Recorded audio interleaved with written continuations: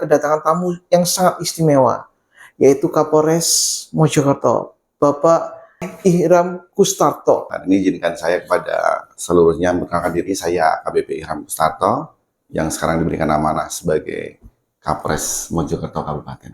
Mojokerto ini luar biasa, sehingga sebelum saya melakukan serangkaian kegiatan, tentunya kalau dalam keilmuan ini, mohon maaf nih Pak, kita bicaranya by teori terlebih dahulu, karena teori ini adalah fondasi atau fundamental yang kuat untuk mewujudkan action plan. Sekarang ini kan menjelang ya, udah deket pilkada. Baik Bang. Nah, ini bagaimana suasana, pengamanan, karena dengar-dengarnya nih ya, sekarang kita sudah tahu rencana yang paling cukup menarik yang lumayan panas ini kabupaten Bang. Izin. Jadi antara incumbent dengan incumbent kan. Nah, ini bagaimana pengamanannya dan bagaimana persiapannya khususnya menjelang hari-hari ini. Baik Bang, terima kasih. Memang kontestasi ini secara serentak seluruh Indonesia. Siapapun dia yang diberikan anugerah Tuhan untuk berkontestasi, saya doakan yang terbaik buat mereka. Dan saya berharap kepada masyarakat, jangan menyia-nyiakan kesempatan ini karena semuanya memiliki hak pilih. Dan kembali kepada kami selaku pihak pengamanan, juga berharap kepada para pihak yang menyelenggarakan ataupun bertanggung jawab betul-betul berada pada porsi dan tempatnya. Semisal KPU yang sekarang sedang dalam tahapan seleksi komisioner. Saya berharap KPU nantinya betul-betul menjadi penyelenggara yang fair play sesuai dengan ketentuan. Apabila ini sudah berjalan, selanjutnya kepada para kontestan. Saya berharap masing-masing silahkan mengkampanyekan programnya. Tidak dengan saling mempengaruhi ataupun saling menjelekkan.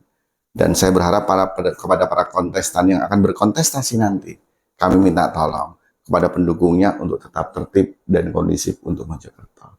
Kenapa demikian Bang? Apabila ada perbuatan melanggar hukum dan ada pelaporan atau pengaduan, mohon maaf. Saya Kapolres Mojokerto melaksanakan amanah undang-undang yang diberikan kepada kami selaku penegak hukum. Dan yang tidak kalah pentingnya, saya menyikapi tagline panas tadi Bang. Panas kaya opo, kalau memang itu baru direbus menjadi sebuah kopi, akan indah dan nikmat untuk kita nikmati. Apabila ada serangkaian gula yang menyertainya. Tadi gitu Bang. Artinya apa Bang? Percuma panas ini kalau harus kita kedepankan, tapi harus kita kelola. Caranya bagaimana? Monggo, dalam rangka 1 Juli ini, Polres Mojokerto akan menyelenggarakan doa bersama lintas agama untuk kedamaian Mojokerto dalam menghadapi pemilu kada. Alhamdulillah, steering komite sudah kita susun, serangkaian kegiatan rapat sudah kita adakan, pemuka lintas agama hadir dan mendukung kegiatan tersebut. Saya berharap masyarakat juga bisa menyesuaikan hal tersebut. Kenapa Bang? Karena kami setelah mengadakan di level Polres, di level Polsek, para Kapolsek saya perintahkan untuk menyelenggarakan doa bersama masyarakat di polseknya masing-masing. Supaya mereka tahu, kontestasi ini adalah untuk menentukan, memilih pimpinan mereka di kemudian waktu.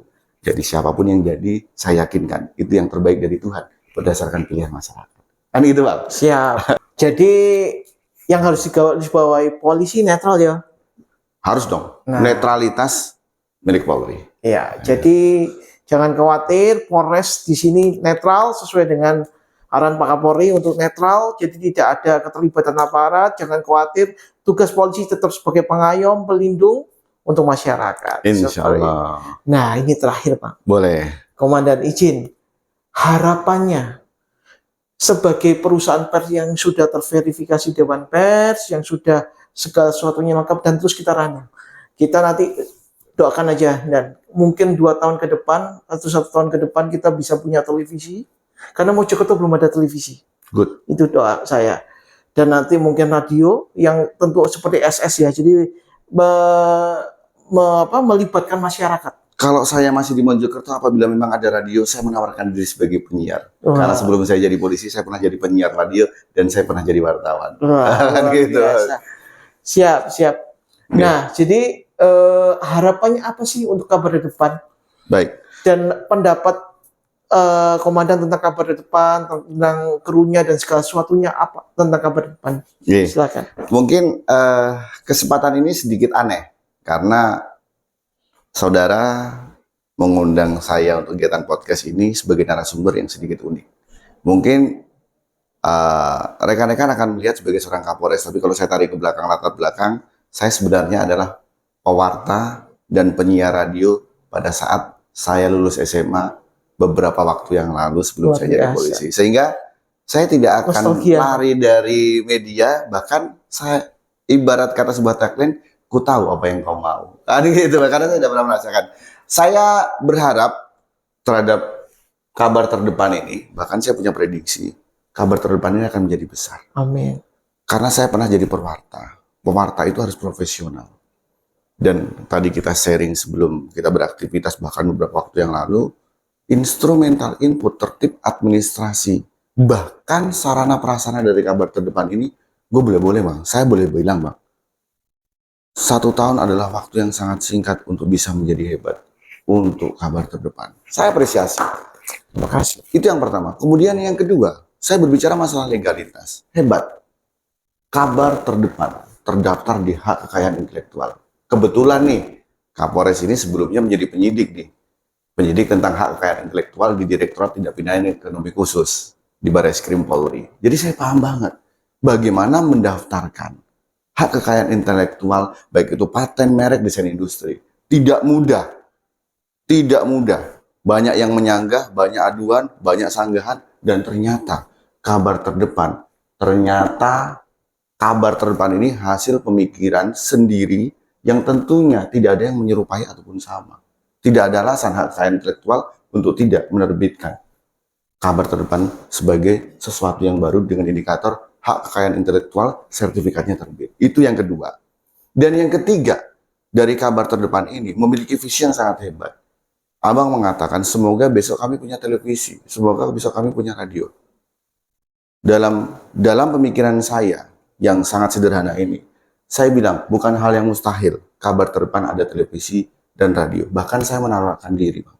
Kalau memang radio itu ada dan saya masih berdinas di Mojokerto, saya siap jadi penyiar di sini. Tapi saya berharap kepada kabar terdepan dan seluruh media yang lain. Ingat, kode etik Dewan Pers itu ada. Mewartakan sesuai fakta dan sumber yang jelas. Jangan berdasarkan opini, apalagi menyudutkan. Kalau menyudutkan dan berdasarkan opini, namanya tendensius. Kalau tendensius dalam sebuah teori konflik, diakibatkan adanya gap, sehingga tendensi muncul menjadi sebuah warta yang tidak menarik. Ini sangat saya berharap dan saya pesankan kepada sahabat saya kabar terdepan. Jangan pernah mewartakan yang tendensius. Kalau memang mewartakan hal yang sifatnya negatif ataupun buruk, tapi untuk education, saya sarankan jangan takut. Tapi tolong berdasarkan fakta. Pemberitaannya bagaimana, siapa yang memberitakan, keadaannya seperti apa. Jangan memberitakan hal yang tendensius dengan menyudutkan karena gap yang terjadi. Tapi saya yakin kabar terdepan selalu terdepan mewartakan yang positif dan adem buat masyarakat. Siap. Sebenarnya kabar terdepan ini lahir dari sebuah pemikiran yang sejak tahun 2000. Jadi 2000 ini kita awal mulai hanya website atau blog ya.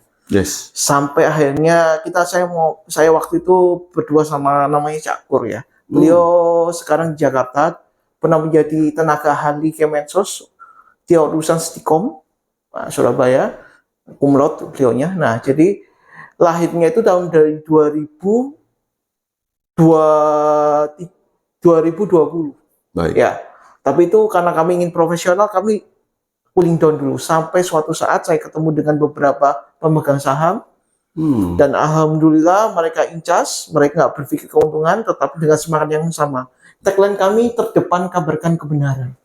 Itu menjadi tagline kami dan beberapa kasus dan izin kami ungkap. Dan beberapa kasus yang viral bahkan di Indonesia yang sampai di podcastnya Deddy Corbuzier, salah satunya mungkin komandan pernah dengar, Ko Julianto Eka Putra, itu pemilik sekolah Selamat Pagi Indonesia, yang dalam tanda kutip sudah ada putusan 8 tahun penjara, mencabuli 40 siswanya.